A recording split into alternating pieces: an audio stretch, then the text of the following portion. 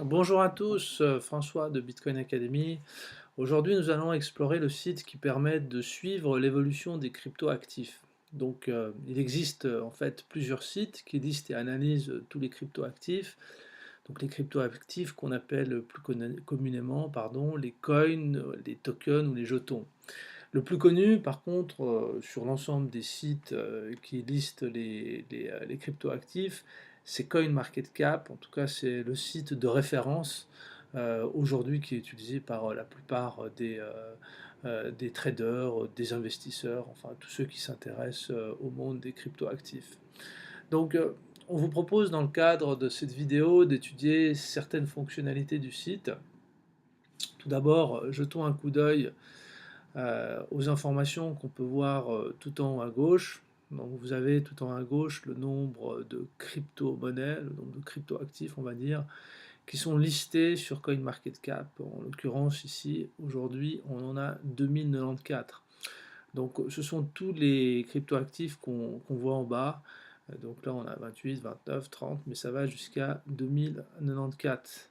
On voit qu'ils sont listés par capitalisation de marché, c'est-à-dire que en 1, on a donc le Bitcoin qui est la plus forte capitalisation de marché, ensuite l'Ethereum, etc. On y reviendra après. Ensuite, on a comme deuxième information le nombre de marchés. Ici, on peut voir un chiffre, 15 816. Et donc, quand on clique sur 15 816, on voit en fait l'ensemble le nombre total de paires qui sont échangées sur l'ensemble des marchés. Donc, par exemple, ici, on voit ici sur IDAX que le Bitcoin est échangé contre de l'USD Tether. Sur le site HitBTC, le Bitcoin est aussi échangé contre du Tether, etc. Donc c'est le nombre de paires au total qui sont échangées via le site. Voilà, donc ensuite, si on revient donc à notre page principale, on voit, et ça c'est l'information qu'on regarde en premier quand on va sur CoinMarketCap, c'est la capitalisation de marché totale, c'est-à-dire la valeur totale de l'ensemble des cryptoactifs qui sont listés sur CoinMarketCap. Donc quand on clique dessus, on va voir un chart, donc un graphique qui peut faire peur mais qui fascine à la fois. Donc on voit l'évolution de la capitalisation de marché depuis 2013 jusqu'à nos jours. Et donc on voit que euh, les, euh, les évolutions en termes d'augmentation de capitalisation de marché ont commencé effectivement au milieu de l'année 2017. Voilà. Donc ça, les analyses techniques, c'est quelque chose qu'on pourra voir dans le cadre d'une autre vidéo. L'objectif de cette vidéo, c'est plutôt de s'attarder sur les fonctionnalités du site.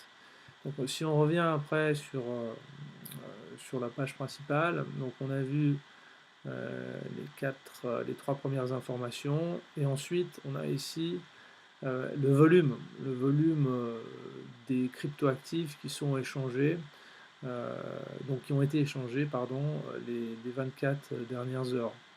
Et donc là, on a en dernière information la dominance du Bitcoin vis-à-vis des autres cryptoactifs. Donc quand on clique dessus, c'est une information qui est intéressante euh, parce qu'on voit que le Bitcoin, en tout cas sa dominance, a évolué et évidemment de manière, euh, on va dire, de manière négative en termes de corrélation, enfin, pardon, en termes de corrélation négative vis-à-vis des autres alternatives coins. C'est-à-dire que au fur et à mesure euh, que des projets orientés blockchain qui émettaient des jetons, qui émettaient des cryptoactifs ont vu le jour, donc en l'occurrence à partir de 2016, et ensuite on a assisté à une explosion en 2017, et bien évidemment la dominance du Bitcoin en termes de pourcentage de jetons sur le marché,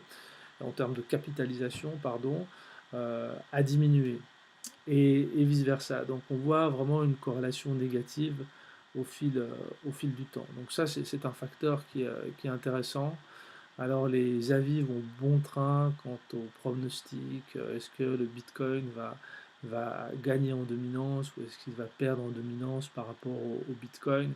Ça, c'est une autre histoire et ça fera l'objet d'une autre vidéo. Donc, si on revient à nos moutons, et là on rentre dans le vif du sujet, on voit donc l'ensemble des crypto-actifs qui sont listés. Alors, le Bitcoin, l'Ethereum, le Ripple, le Bitcoin Cash, etc. Et donc là, on voit donc les noms hein, en première colonne, la capitalisation de marché en deuxième colonne. La capitalisation de marché, en fait, c'est le prix d'un jeton multiplié par le nombre de jetons en circulation.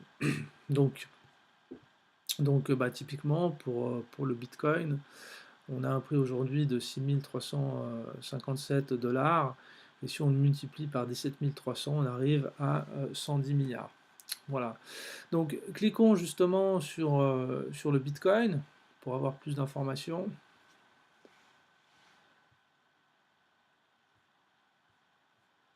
Et donc, on voit l'évolution de sa capitalisation de marché au fil du temps. Hein, et on voit donc, comme on l'a vu, sa capitalisation de marché, 110 milliards, son volume ces 24 dernières heures, le nombre de jetons en circulation et la quantité maximale de Bitcoin. Ça, c'est un facteur qui est important parce que c'est vraiment toute l'ingénierie économique, on va dire, que Satoshi Nakamoto a gravé dans le code informatique de, de la blockchain Bitcoin, le fait qu'il n'y ait une quantité que de 21 millions de Bitcoin qui peuvent être minés. Donc on dit souvent ce qui est rare et cher.